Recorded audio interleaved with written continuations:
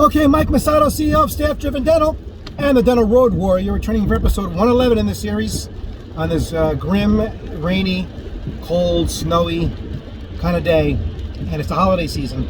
So what better topic to talk about than cancer? So I'm not talking about the disease cancer, but I'm going to talk about cancer in your practice. And we're going to basically talk about how we need some chemotherapy sometimes in our practice to rid ourselves of some of the cancers that may be there. What am I talking about? Look, I named the company Staff Driven Dental almost 30 years ago.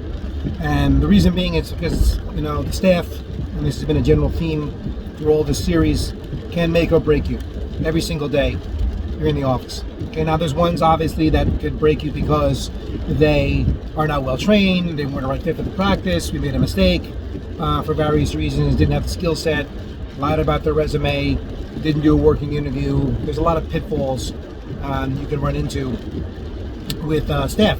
But I'm talking about the ones that are basically there, who you currently have in your practice that are actively trying to do you in, one way or another. And these are the cancers in the practice.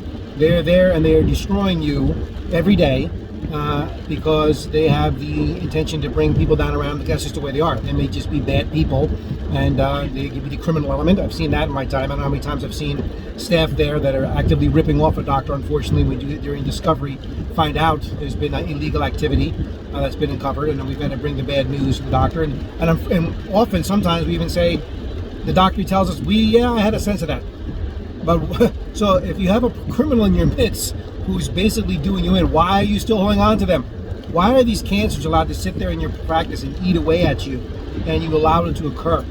Right? You can't let that happen because these are people that are, let's say they're not even robbing you. Let's say they're doing it other ways. They're destroying your reputation by their bad attitude. They are gossiping.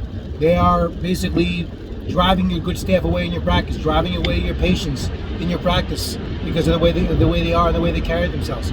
They're negligent in their jobs that are in there, letting money walk out the office consistently, right? Just making up things they're not according to policy, and then just doing you in general because they are just allowing the practice operations to fall apart. And while you're paying for that. That's the other crazy thing, is you are paying for these cancers in your practice to do you in. So does that make any sense? It doesn't, analytically, when I bring it to you this way.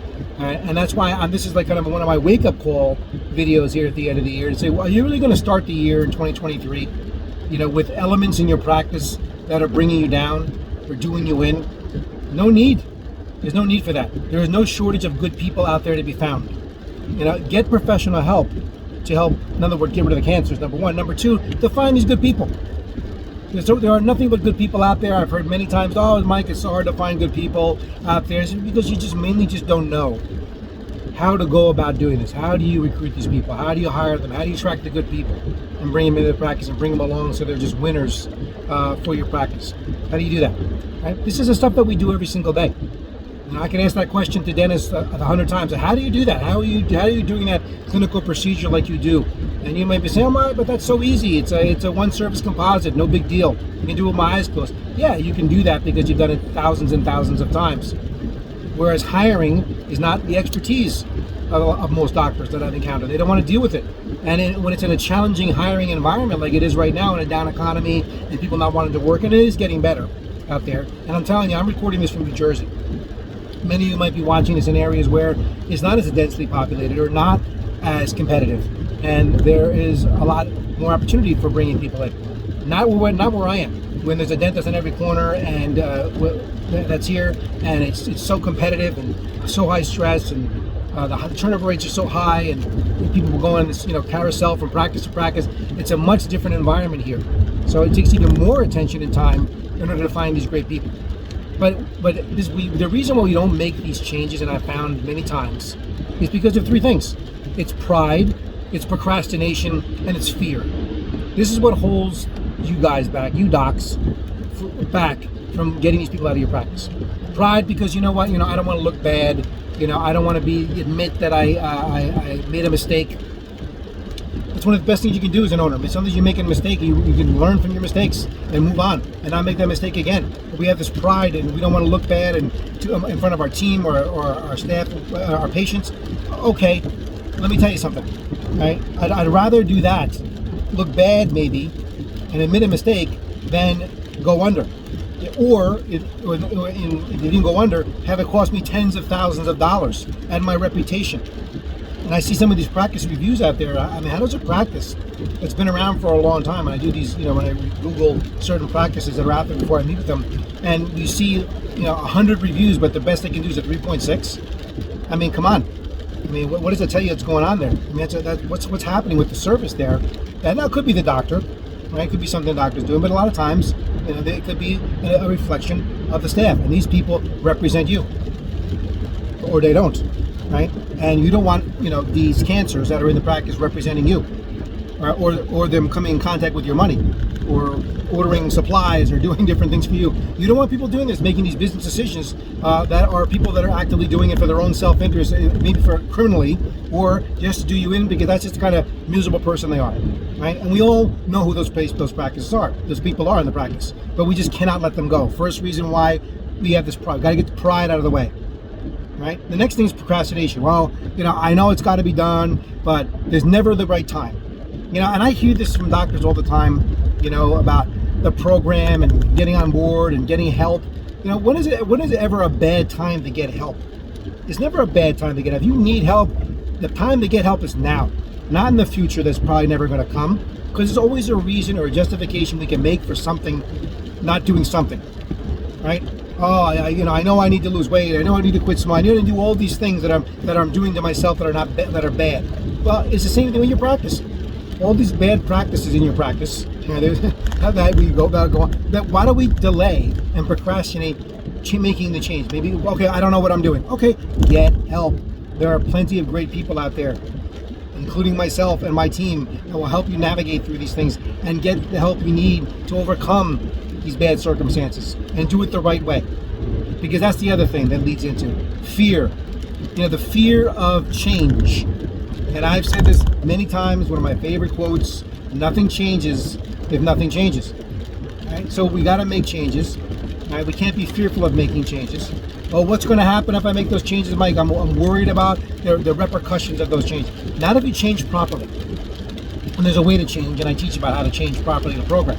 But you can't have fear about doing it the wrong way, whatever. There's a way to change. You get the right guidance, you'll do it the right way, because we're always worried about legality, because we're in a very litigious society right now with our litigious times, with staff coming after us. And I know labor law issues are the number one flavor of the times. I can tell you that right now. They are like that's the main thing right now. It's not getting hurt on the job like it used to be in the old days. It's not malpractice. It is these labor practice things, the pitfalls, if you don't do them properly. Right? Well, we know about those things too, but you can't be held hostage in your own practice and have fear about making change. Especially when it comes to personnel. And I always ask the doctors, whose name's on the door? Right? It's your practice. This is your livelihood. This is your life. Why settle? Why compromise and why be miserable and stressed in your own practice? Right? And then, if I get rid of them, I'll be down people. Okay, good. I'd rather be down people and we just cover it, all hands on deck, cover things until we have to, and then get help to get someone to take the place. But sometimes when you get rid of this negative force, this cancers in your practice, it creates a vacuum and it just sucks in the good people. Because that negative energy, that negative force in your practice is just pushing people away. It's keeping out the good people. And then the worst thing is you get a reputation, right, out there that if people are coming into your practice and not staying because of a negative environment, then it gets out there in the community, and then people start hearing about it, then they want to come work for you. Okay, so there's a lot of negative pitfalls, right? As the sun is setting on this episode for the evening. What sun? The light time I have left here. There's a lot of negative pitfalls, and I think I've outlined them all. So let's make 2023 the year that we have some addition by subtraction, we get those cancers out of the practice, the negative forces out of our practice, or find someone who will guide you through those the path, and avoid those pitfalls of doing so. Because I can tell you, on the other side of it is a freedom and prosperity like you've never known. right? So I hope you enjoyed listening to the episodes this year. Maybe I'll try to get another one in 2022, but if not, I'll see you in 2023 with the next episode.